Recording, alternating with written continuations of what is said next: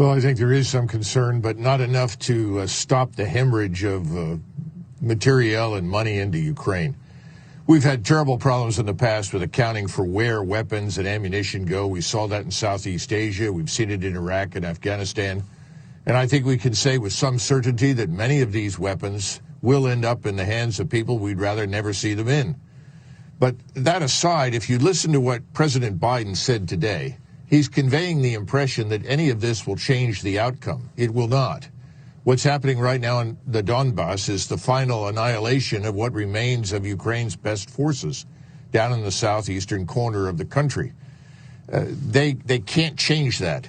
Remember, the distance from Poland to the battlefront is roughly the same as the distance between St. Louis and New York City.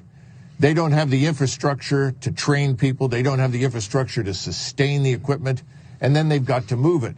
I'm afraid the only thing we're doing is escalating tensions with Russia and turning Western Ukraine into a large target set for Russian missiles, rockets, and airstrikes.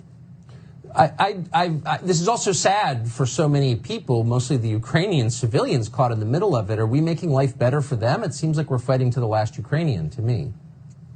Well, we are. And the thing is, I really think the president and his supporting advisors believe that somehow or another they're going to arrive at a negotiating table in the future where they will be able to dictate terms to Moscow.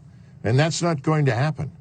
And if there is no negotiated settlement, then Western Ukraine just becomes a firing range. Anytime they see any evidence for significant military equipment show up, they'll destroy it from a distance.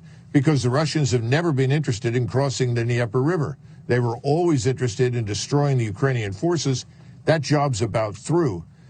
So I think the sad truth of the matter is that this is a proxy war in which we're sending large numbers of Ukrainians to die without any real hope that we'll attain anything of importance to them.